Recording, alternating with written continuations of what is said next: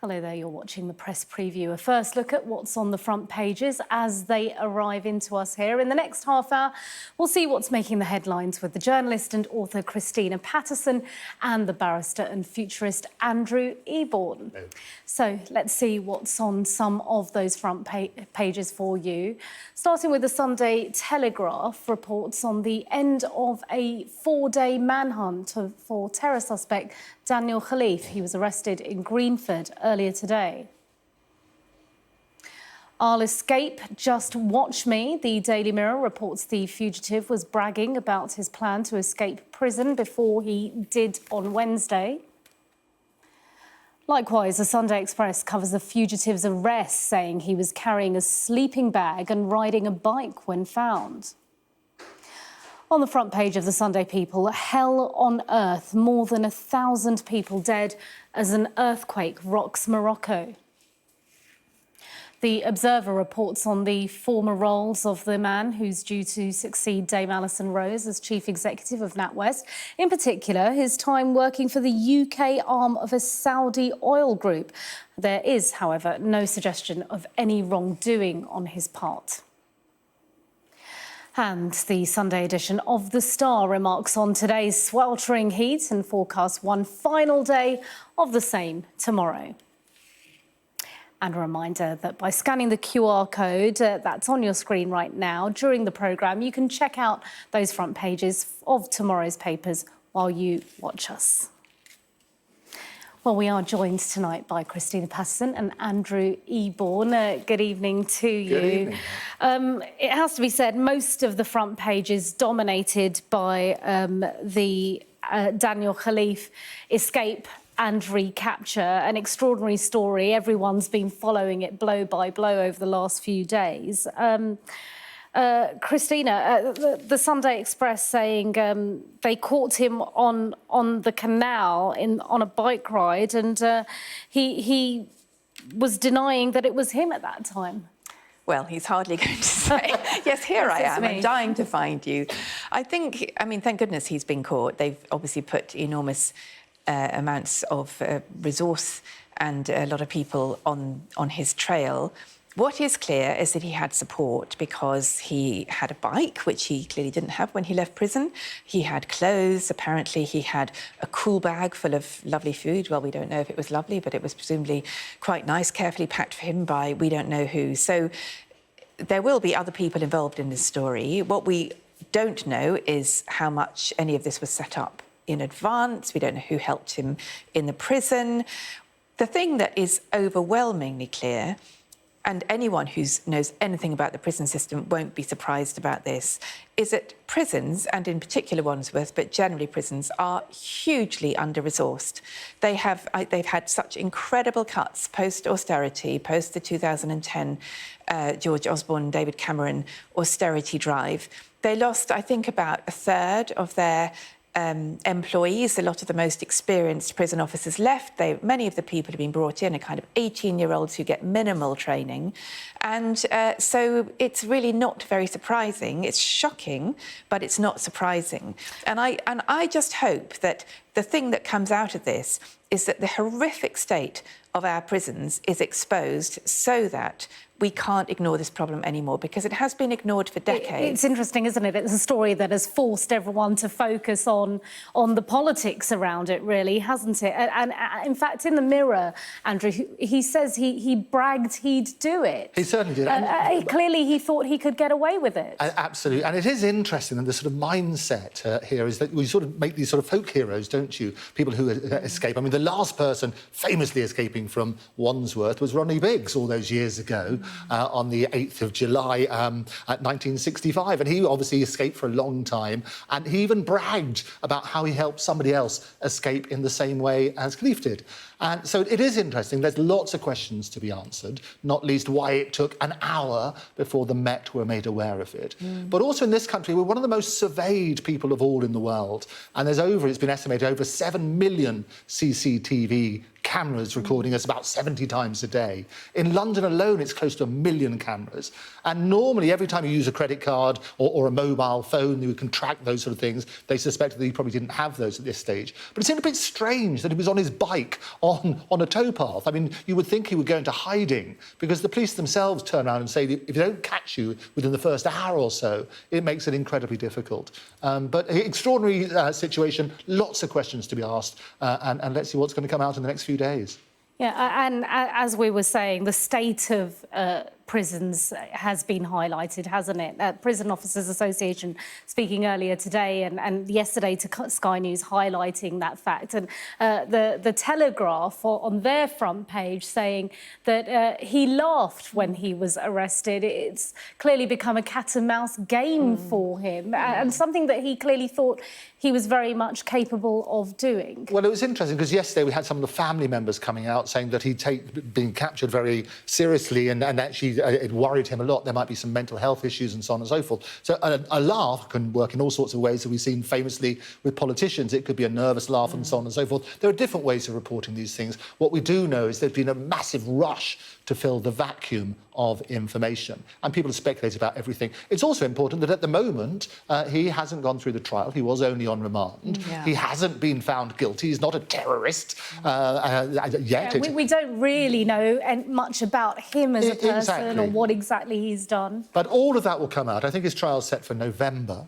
But various other issues will come out, no doubt, in the next few days. But everybody's innocent until proven guilty. Let's wait and see what the evidence suggests. But certainly it does raise those questions. Yeah, and if we talk a bit more, Christina, about the fact that it raises the issues of the state of prisons, the fact that, you know, why was he even in Wandsworth? Why, some people are asking why was he not in Belmarsh, I believe, but also why did it take the police so long? But interestingly, the police are saying this is a celebration of how police and public can work together to capture people. Well, they obviously, uphold the law, at least. Well, the millions of cameras that Andrew mentioned, which clearly are not terribly effective at solving crime because, as we know, an enormous number of crimes are not being solved by the police, including pretty much every shoplifting incident in the country at the moment, and that's been going on for a long time. So we clearly can't. We can rely on cameras to catch us when we go 2 miles over the speed limit, but not necessarily in any other circumstances. But, yeah, I mean, the bigger questions are that prisons are prisoner factories. They are crime factories, basically. And the level, if anyone, I have been in prisons and they are shocking, really shocking. Most people wouldn't believe the condition that people are left in. And because they're so badly resourced and staffed, many prisoners are locked away for, 23 hours a day. The chance that they will get any opportunity to get any kind of rehabilitation, education that might support them into employment when they leave prison, that's for the birds. And it's a really primitive system. And it really makes me angry the way that our politicians, and particularly Tory politicians, are constantly talking about being tough on crime. Well, if you really want to be tough in crime, you should stop it. And the best way to stop it is to have proper rehabilitation and to support, to reduce crime. We have exactly the opposite. We have crime factories in this country in a really primitive way. They are squalid, they are full of drugs, they are full of weapons, they are just... I mean, we should be profoundly ashamed of our prison system. What will also happen, it will accelerate the conversation about how technology can help. So I talk about artificial intelligence around the world, and we look at that sort of side. The TikTok things you might remember on Oxford Street, a lot of that, they talk about facial recognition. They could basically prevention being better than cure. What's going to happen is going to accelerate that. And already on minor offences, such as driving offences, they're picking up things with AI cameras now can show people holding a mobile phone and report that. So what's interesting is why it took so long to find him, bearing in mind the amount that he was being recorded all of that time. And clearly he wasn't hiding, he was on a bike on a towpath. Yeah, well we could probably have another entire debate show about how to handle these kind of situations, but we've got to move on. Another big story of the day, of course, Prime Minister Rishi Sunak has been in India for the G20 summit. Also, of course, that great tagline of India's son-in-law returning. He is, of course, of Indian heritage. His wife is Indian. The Express, page 6 and 7, talking about the Rwanda deal being up for discussion. The government, of course, clearly trying to say that this is a benchmark plan and policy that others might follow. Well, it is interesting because, and people have made the analogy, we've spent lots of resources stopping one man leaving the country. From September the 2nd, if I remember the statistics, says 2,188 were coming in on the boats. Illegally. So it is a big issue, and Rishi is always going to be haunted by one of his 5 pledges to stop the boat. So they need to find a sensible solution. Rwanda's turned into one of those sort of nasty words in a sense that it hasn't worked. And they talk about the huge amount of money that's been spent trying to make it work. But certainly we need a solution. It's fine talking about it, but looking on that sort of basis, they need to come up and say, this is the deal, this is how we're going to cope with it accordingly, and stop the boats in those ways. Because the real sympathy side goes out to those who are actually on those boats. It's the traffickers who we really need to target. And Christina, staying with migration, apparently, according to the Telegraph, he's been discussing migration with, of course, a very welcoming audience for that kind of discussion. Meloni, the Italian Prime Minister. Yes, well, I mean, given that she is from the Brothers of Italy, which has its roots in Mussolini's fascism, I'm not sure that this is really the kind of political partnership that Rishi Sunak should be seen to be fostering. It's one thing to ally yourself with sort of conservative governments across Europe, but to particularly pick Giorgia Meloni, who, you know, has in many ways appeared to be slightly more moderate than people might have feared since she took over in Italy. But Italy's problems with migration are much, much, much bigger than ours. If you know, the numbers of boats that come into both Sicily and the south of Italy, and obviously Africa is much nearer, the scale of it, it's just completely on a different scale. And if you go to Rome, you see hundreds, thousands of young men sleeping rough in the parks. So the fact is, of course, I think that there is an issue here. And as Andrew says, our hearts go out to all those who come over on the boats, because let's be clear, these are not people trying to buck a system. I mean, in one sense, they might be, because they are not necessarily all genuine asylum seekers, but they are all escaping from a life they perceive to be unbearable or extremely difficult to a life they hope will be better. And I think most of us, given the opportunity, would probably do the same thing. Whether that is fair to the British taxpayer is in a whole other question, and it does depend on a model of criminal people smuggling, which is utterly immoral, amoral and cruel and exploitative and ruthless. So, of course, we must smash that model. But to pretend, as politicians do, that these are easy questions to solve is utterly ridiculous. Many, many, many of millions of people outside Western Europe would love to have a tiny taste of the luxury that we enjoy in our lives every day. Nobody can blame them for wanting to come here. It is extremely hard to police all the borders of an island like the UK, and we can't pretend this is an easy problem to solve. And you know, we can pay African countries to, you know, take the people we don't want. Whether that will work or not, I don't particularly approve of it as an idea. But we can't. Of course, the argument is to provide safe routes where we can actually process people in a correct manner. As always, frankly, it's a case of abnegating our problems to poorer countries, and I don't really approve of that approach to things. But it's not going to solve the problem. No, and you're absolutely right. We do have to make sure that you address the fair ones, and not everybody's coming here because they've got hardships in their own country. There are some people who are abusing the system, not least the criminal gangs who are bringing people over. We need to address it on all sorts of things. It's not being properly addressed at the moment. We can agree on that. Yeah, fairness is the word there, isn't it? OK, we're going to just take a quick break. But coming up, for the first time in a long time, Prince Harry gets some good publicity. We'll discuss that next. Stay tuned.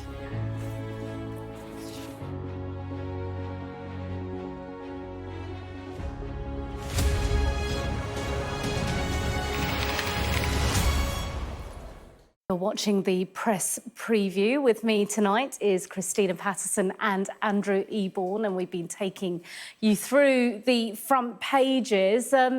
So, of course, another big story today. Prince Harry taking the stage at the Invictus Games again. I know, look, all smiles all round, isn't it? It's wonderful. Andrew, this is something that is something that he can really showcase that's good, and we can all feel good about it too. And at long last, there's a great story about Harry, because he's dominated the publicity for the last several things about Spare and the row that he has with his brother and so on and so forth. So it's great. Invictus Games started in 2014 for injured soldiers and so on and so forth, with the great motto, I am, so a bit of a Gloria Gaynor there, making people feel good. And what I love about it is totally empowering. He was so in his element today, getting out there, talking German as well, and the crowd just loved him. So all praise for Harry. I think getting a good story about that sort of side is great. And the other thing he also does is talk about people who are injured, not just physically, but mental health as well. And I think any time that somebody in the public eye is talking about their own demons and so on and so forth has got to be helpful. It's so important, actually, and I'm really pleased you raised that, because also him being a man and a high-profile man raising that on a global stage is really important. And Christina, of course, we are also expecting Meghan to turn up at some point, and he joked about her finding out about some kind of Nigerian heritage too, and so they're going to have that kind of battle between Nigeria and Great Britain. So, yeah, good to see him back on stage in his element. Absolutely, but you know, I have to say, and I think the Invictus Games are fantastic, and I think this is what he should do, because he has a very soft heart, and he really does. You know, when he's been in Africa, when he's done his charity work, when he's doing this kind of thing, he is absolutely at his best. When, you know, he is less at his best is when he's talking about himself and his own suffering and or perceived suffering. And I think, please, Harry, can you stick to this stuff in future? Because, and I'm not disagreeing with what you say about mental health. Of course, I absolutely agree that to talk about, you know, he went through a terrible tragedy in losing his mother when he was just a child, with the eyes of the world on him, and that was an incredibly difficult thing for him to go through. But I think when he focuses on other people, he's great. When he focuses on himself and his own grievances, rather less so. So can we have more of this, Harry, please?